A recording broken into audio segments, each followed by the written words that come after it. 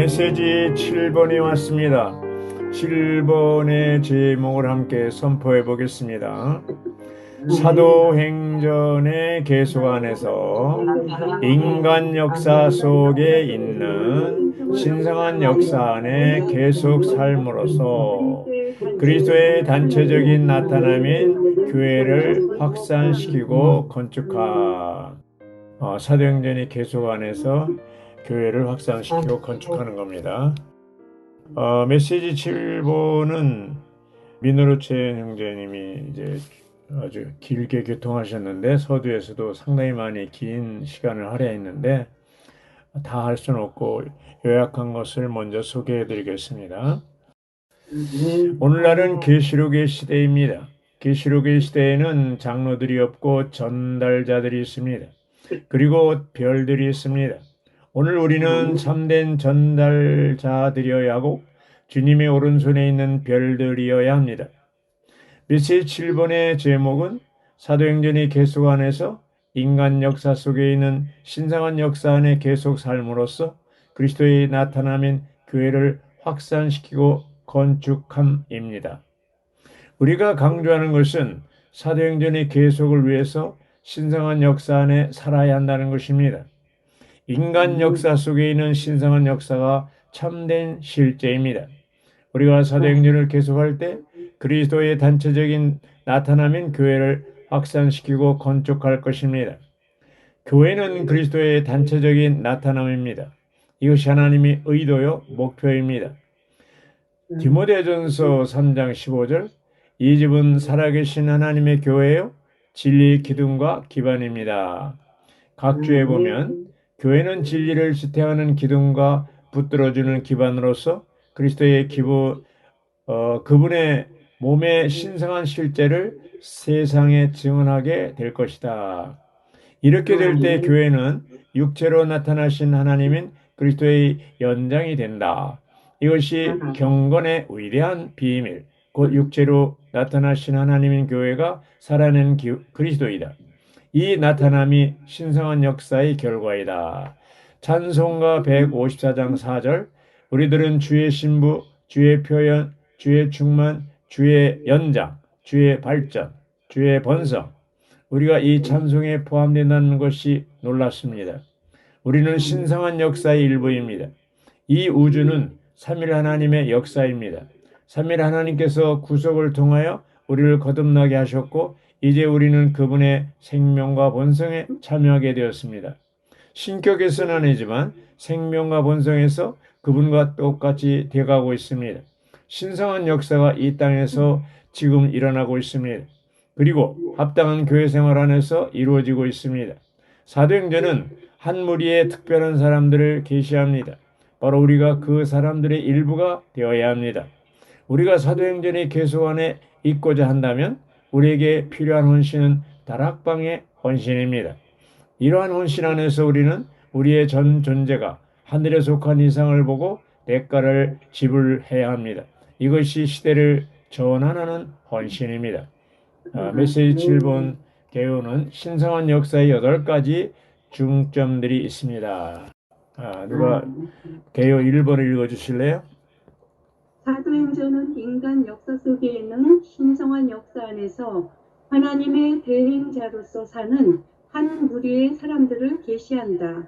그들은 그리스도의 단체적인 나타남인 교회를 확산시키고 건축하기 위해 신격에서는 아니지만 생명과 본성과 표현과 기능에서 하나님이 된 사람들이다. 아멘.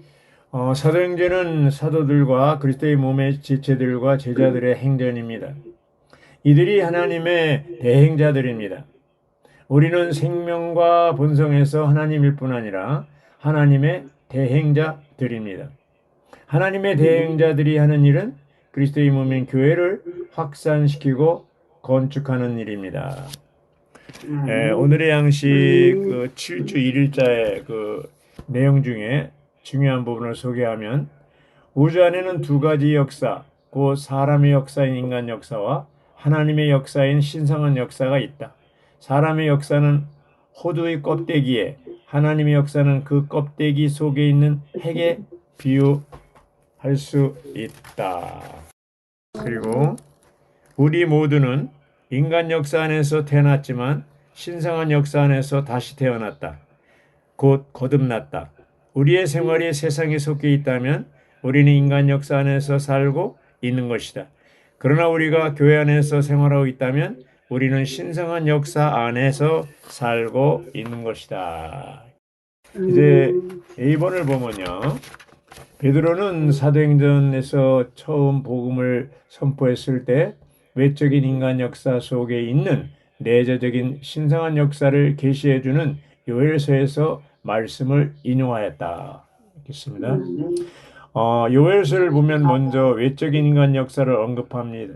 네 종류의 메뚜기를 말합니다. 각 메뚜기들은 네 제국들을 상징합니다. 오늘 우리는 여전히 로마 제국의 일부인 시대 안에 있다고 할 수 있습니다. 내적인 신성한 역사는 요엘서 2장에 나옵니다.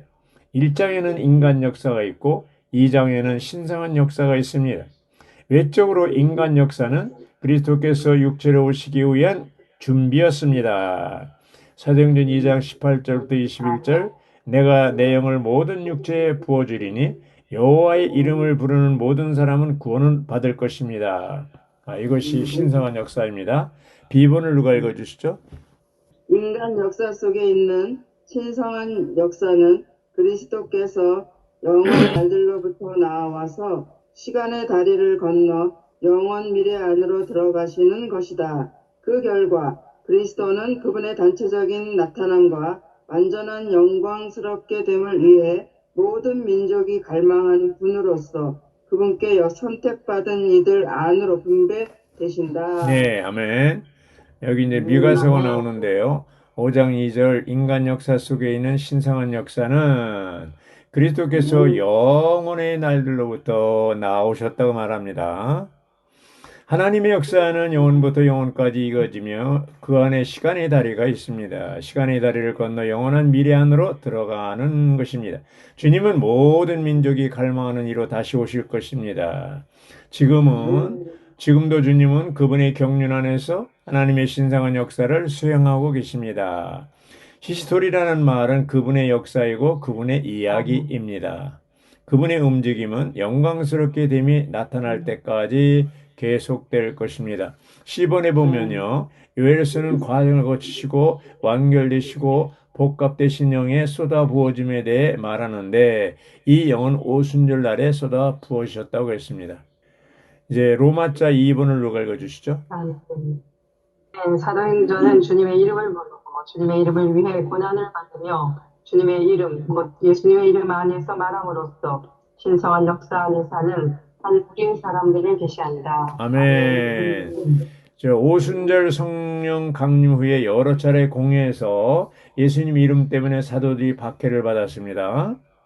공회에서는 예수님 이름을 절대 말하지 말라고 묵박지르고 심지어 감옥에 가두었습니다. 그러나 제자들은 그들의 위협에 굴하지 않고 담대하게 주의 이름을 부르고 전파했습니다. 예수님의 이름은 가장 영광스러운 이름, 승리의 이름입니다. 우리는 주님의 이름을 부르는 것과 분리해서 사도행전을 생각할 수 없습니다. 주님의 이름을 부르는 것은 생명의 문제입니다. 주님의 이름이 그들을 강하게 하고 능력을 주었습니다. 여기 이제 2일자 오늘의 양식에 또 몇 구절을 소개하고요. 주님의 이름을 부르는 것은 신약과 더불어 시작된 새로운 실행이 아니다.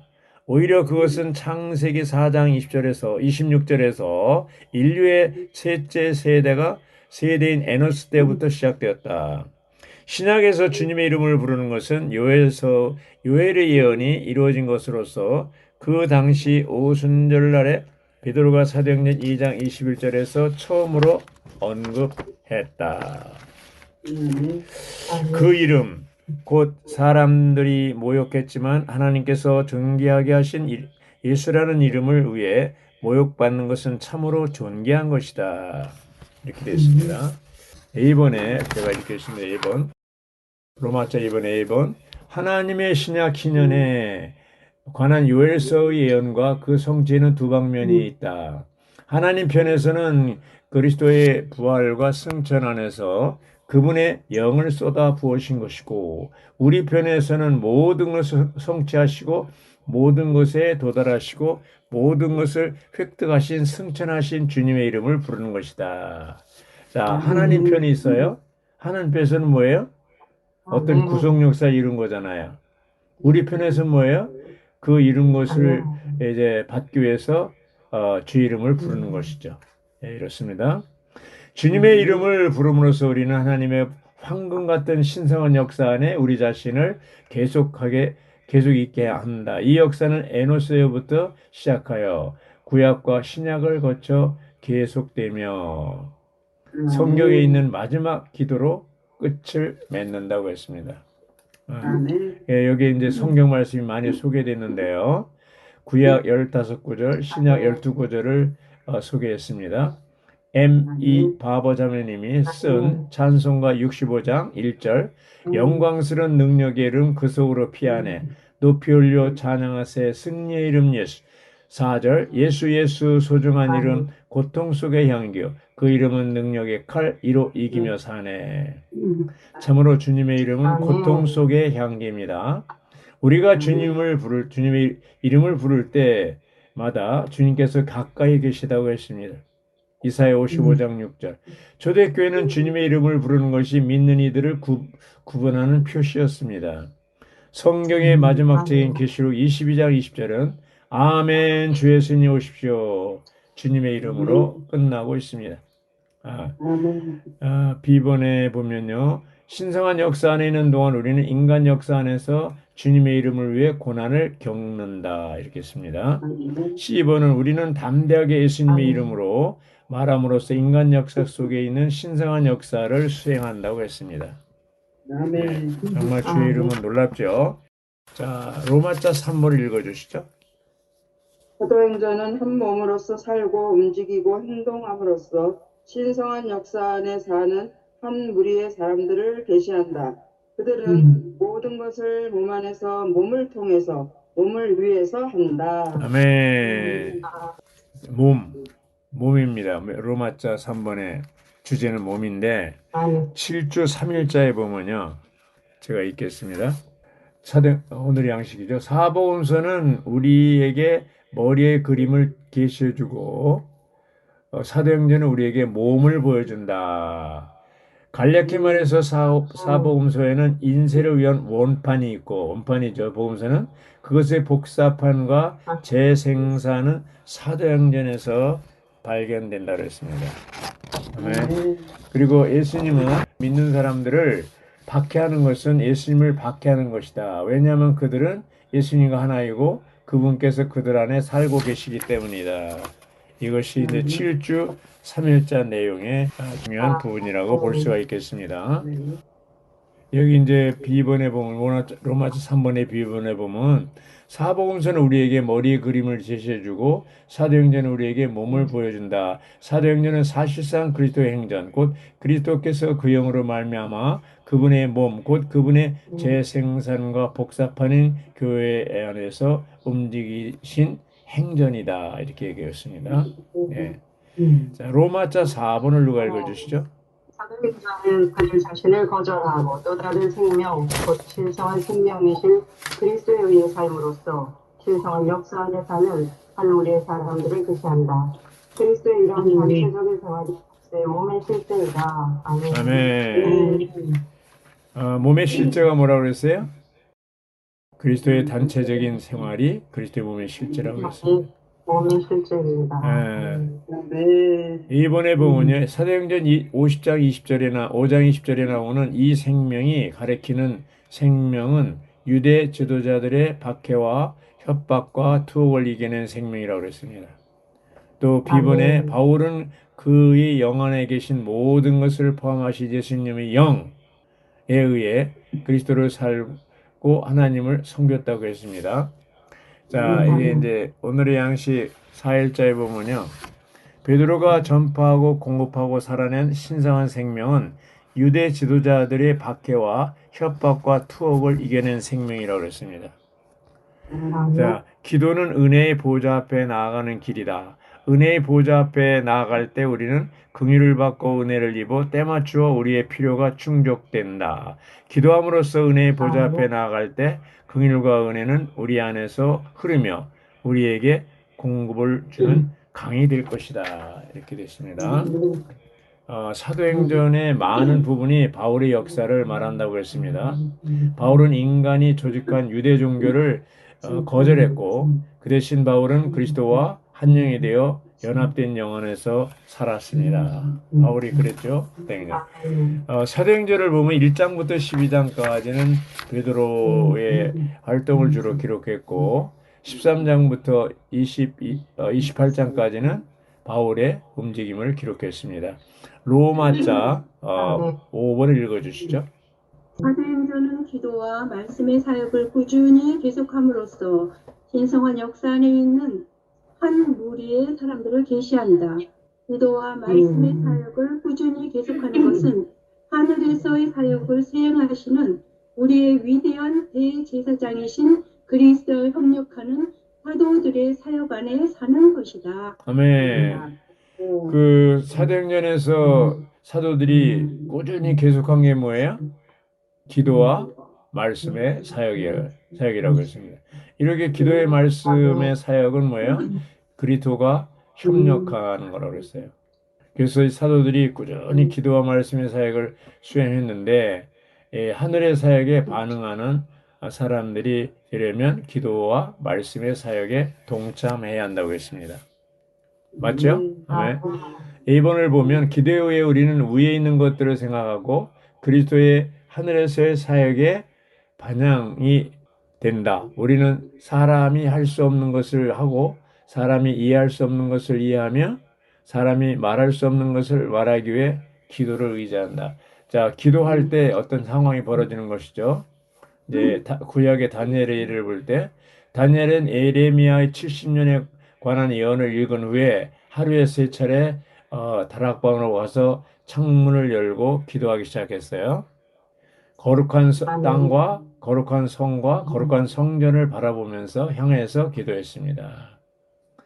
우리가 첫째 할 것은 뭐예요? 기도입니다. 기도를 통하여 우리는 사람이 할 수 없는 것을 하고 사람이 이해할 수 없는 것을 이해하며 사람이 말할 수 없는 것을 말할 수 있습니다. 구약의 많은 하나님의 종들, 신약의 또 종들이 다 공통점이 뭐예요? 그들은 사람이 할 수 없는 것을 하고 사람이 이해할 수 없는 것을 이해하며 사람이 말할 수 없는 것을 말할 수 있었는데 어떻게 그렇게 할 수 있습니까? 기도를 통해서 가능합니다. 자, 로마자 6번을 읽어주시죠. 사도행전 18편에서 보여주는 신성한 역사 안에 사는 한 무리 사람들을 계시한다. 시편 18편은 그리스도께서 이 땅에서의 하나님의 움직임의 중심이시고 교회를 통한 하나님의 활동의 실제심을 보여준다. 아멘. 이제 시편 68편을 소개하고 있네요. 자, 6번에 로마자 6번에 A번에 보면 우리는 생명을 분배하시고 자신을 쏟아부어 주시는 영이신 과정을 거치시고 완결되신 삼일 하나님을 매일 뭐 한다고요? 누려야 한다고 했어요. 그냥 하루만 누리는 게 아니라 매일, 매 순간, 매일 매 순간입니다. 예. 그래서 우리는 성령으로 채워지고 안으로 성령으로 옷을 입어야 한다고 했습니다. 내적으로 외적으로 성령으로 채워져야 합니다. 우리는 매일 몸 안에서 성령을 마셔야 합니다. 자, B번에 보면 우리는 복음 전파에 있어서 전달과 확산을 위한 복음 전하는 이들이 바닷가이신 그리스도 안에 거해야 한다. 갈리 사람들로 이루어진 적어도 120척의 복음의 배들이 오순절에 복음의 확산을 위해 바닷가에서 출항하였다. 아주 멋진 이게 이제 시편 68편 인용한 건데요. 여기 이제 120척이라고 하는 게 120명의 제자들을 얘기하는 것이죠. 이 시편 68편 27절 말씀이 사도행전에서 이 갈리 사람들을 통해 성취되었습니다. 그리스도와 하나 된 그 배들이 바닷가이신 그리스도로부터 나갔습니다. 이 위대한 왕국 복음을 전하기 위해 출항했습니다. 예루살렘에서 온 유대, 사마리아로 또 딴 것까지 나아갔습니다. 오순절날 120척의 배가 있었습니다. 이렇게 됩니다. 할렐루야. 여기 로마자 7번을 읽어주시죠. 사도행전은 하나님의 맏아들이시자 다윗의 거룩한 것들, 신실한 것들이신 부활하신 그리스도를 계속 누리고 살고 선포함으로써 신성한 역사 안에 살고 있는 한 무리의 사람들을 계시한다. 다윗의 거룩한 것들, 신실한 것들은 우리에게 긍휼들이 되시는 그리스도의 존재의 모든 방면이다. 아멘. 좋습니다. 아멘. 여기 이제 사도행전 13장 32절부터 34절을 얘기하고 있는데 5일장 부활한 그리스도를 얘기하는 거죠. 로마자 7번은 다윗의 씨이신 그리스도는 부활을 통해 두 번 태어나서 나셔서 다윗에게 베푸신 하나님의 확실한 긍휼들이신 하나님의 맏아들과 생명 주시는 영이 되셨다. 자, 아멘. 그리스도가 부활하고 나서 뭘 하셨어요? 하나님의 맏아들이 되시고 생명 주는 영이 되셨습니다. 생명 주는 영이 되십니다. Life giving spirit.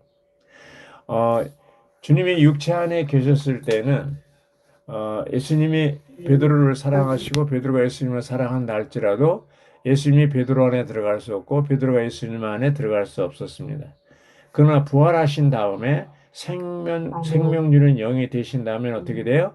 이제 숨을 내쉬며 가라사대 예수님이 영이 되셔서 제자들 안으로 들어갈 수 있게 된 것입니다. 예수님은 뭐예요? 마리아에게서 한번 태어났고 부활하실 때 또 두 번째 태어났다고 그랬습니다. 그것이 뭐 시편 2편 7절에 있는 것이죠. 그것이 이제 사도행전 13장 33절에 시편 2편 7절을 인용하고 있습니다. 너는 내 아들이다. 오늘 내가 너를 낳았다. 예. 우리도 마찬가지죠. 육신의 부모님으로부터 한번 태어나고 또 어느 날 주님의 이름 보고 믿고 침례받음으로 거듭나서 두 번째 태어난 거죠. 여기 이제 로마자 7번의 D번을 보면요. 하나님의 맏아들과 생명 주시는 영이신 부활하신 그리스도는 하나님께서 그분께 선택받은 백성에게 주신 큰 선물이며 이 선물은 다윗의 거룩한 것들, 신실한 것들이라는 칭호를 가지고 있다. 예. 여기 이제 부활한 그리스도는 맏아들이 되셨고 또 생명 주는 영이 되셨고 또 많은 아들들을 산출하셨습니다. 예. 부활하신 그리스도가 뭐예요? 맏아들이 되셨고 생명 주는 영이 되셨고 많은 아들들을 산출하셨습니다. 예. 이제 그리고 이 백성에게 선택받은 백성에게 큰 선물이 된 거죠. 그것이 이제 사도행전 13장 34절 33, 34에서 다윗의 거룩한 것들, 신실한 것들과 연관되는 것이죠. 자, 로마자 6, 7, 8번을 보시죠, 내가. 로마자 8번. 우리가 사도행전을 계속 안에 있고자 한다면 다락방에 헌신을 함으로써 신성한 역사 안에서 계속 살아야 한다. 네, 이 메시지 7번의 부담이 8번에 있습니다. 8번. 여기 뭐가 나와요? 다락방에 헌신이 나오잖아요. 네, 다락방에 헌신이 나옵니다. 우리가 사도행전을 계속 안에 있고자 한다면 뭐가 필요해요? 다락방에 헌신이 필요합니다. 네, 다락방에 헌신이 필요합니다. 그래서 여기 7주 6일자에 보면요. 사도행전 1장은 예루살렘이 있던 다락방에 대해 말한다. 이 다락방에서 120명가량의 사람들이 10일 동안 한마음 한뜻으로 기도했다. 그들은 기도했을 뿐 아니라 그들 자신을 주님께 헌신했다. 즉 그들은 매우 실질적이고 실행적인 방식으로 자신을 주님께 드렸다. 그리고 또 주 예수님께서 이 땅에 계셨을 때 큰 무리가 그분을 따랐다. 그렇죠? 그러나 결국 다락방에 있던 120명가량의 사람들만 남았다. 주님의 움직임은 다락방에 있었던 사람들, 곧 눈이 열리고 마음이 감동된 사람들과 함께하였다. 이 소수의 사람들은 다락방에 올라가 불태워졌고 온 세상을 뒤집었다. 이렇게 얘기하고 있습니다. 네, 온 세상을 뒤집었습니다. 8번에 A번을 보면요. 바닷가에서 베드로는 주 예수님을 따르기 위해 그의 직업을 버렸지만 다락방에서 그는 훨씬 더 많은 것을 버렸다고 그랬습니다. 네. 이 다락방의 헌신은 베드로가 베어버친을 버린 첫 번째 헌신보다 더 전진된 헌신이라고 했습니다. 오늘 우리가 주님 회복 안에서 하늘에 속한 이상을 보았다면 다락방의 헌신이 필요합니다. 다락방의 헌신이 필요합니다. B번에 보면 오늘날 우리에게 필요한 헌신은 뭐예요? 다락방의 헌신이다. 이러한 헌신 안에서 우리는 우리의 전 존재가 하늘에 속한 이상과 결혼하도록 대가를 지불한다. 예. 사도행전 26장 19절에 보면 바울이 아그리빠 왕 앞에서 간증하죠.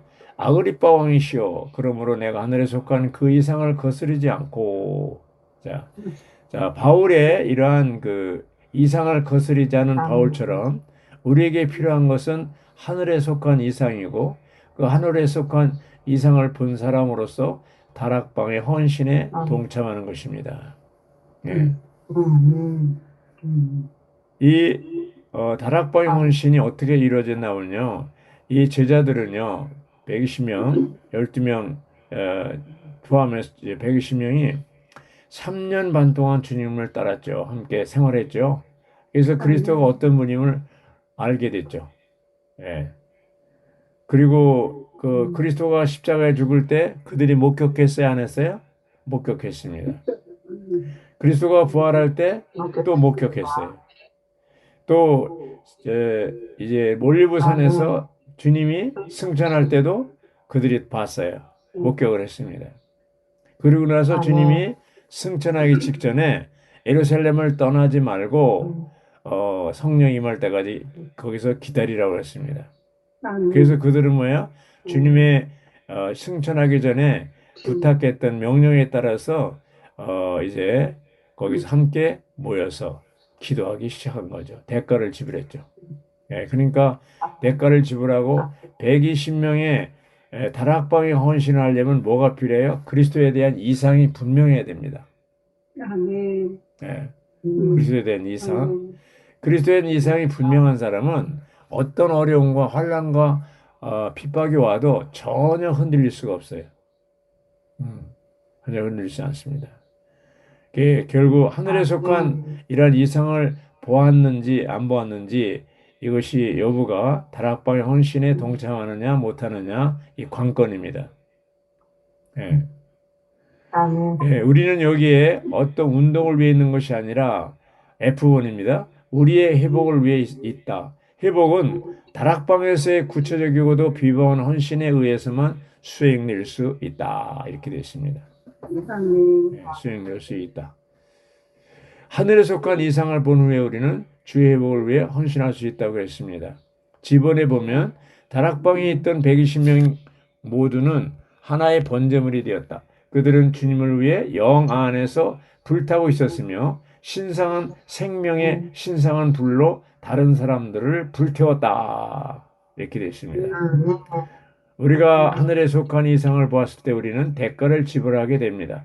우리 자신과 직업과 장래와 소유와 인간관계를 다 버리게 됩니다. 우리가 그와 같이 이상으로 채워질 때 영적 생명의 충격력을 갖게 됩니다. 주님께서 오늘 필요로 하시는 제자들은 바로 다락방에 헌신하는 120명입니다. 누가 H번을 읽어주시죠. H번. H번이 제일 중요합니다. 주 예수님께서 이 땅에 계셨을 때 무리가 그분을 따랐지만 그들은 주님의 움직임을 주님께 아무것도 드리지 않았다. 주님의 움직임은 다락방에 있었던 사람들, 곧 눈이 열리고 마음이 감동된 사람들과 함께 하였다. 아멘. 아멘. 이제 주님께서 이 땅에 계셨을 때 많은 무리가 수천 명의 사람들이 주님을 믿고 따랐죠. 그들은 주님의 움직이심을 위해 아무것도 버리지 않고 헌신하지 않았습니다. 주님은 다락방의 헌신을 한 120명을 통해서 움직이셨습니다. 그들은 소수의 사람들이었지만 그들이 시대를 바꾸었습니다. 네, 그들이 누가 시대를 바꿨어요? 120명. 네. 제가 이제 이 메시지를 추구하면서 돌이켜볼 때 1985년에 서울교 5집회소를 이제 개척을 했는데 그때 우리 가족이 서초동에서 6년 동안 살고 있었어요. 거기 직장도 거기 있었고 또 자녀들 학교도 다 거기 있었고 그런데 이제 다락방에 돌이켜보면 그것이 다락방의 헌신이라고 할 수가 있는데 강북으로 이사 온 거죠. 그때는 전부 강남으로 했는데 강북으로 이사 왔죠. 그 둘째 딸 한나가 이제 그 동대문 중학교 전학을 왔는데 아이들이 친구들이 이래 야 너네 아버지 사업에 실패했냐? 이렇게 묻더라는 거예요. 그래서 이제 그만큼 이제 강남에서 강북으로 이사 온 것은 아주 이상한 그런 때였습니다. 그런데 서초동에서 안암동 로타리 이사 와서 그 헌신한 것이 대가를 지불한 것이 큰 부흥을 가져온 것을 경험한 것이 돌이켜보면 그것이 바로 다락방의 헌신이라고 할 수가 있겠습니다. 자, 결론적으로 다락방의 헌신에 대해서 다시 이제 결론을 내리면 이것은 그 미니스트리 다이제스트 182쪽에 있는 내용을 그대로 소개하는 겁니다. 내용이 좋아가지고 소개합니다.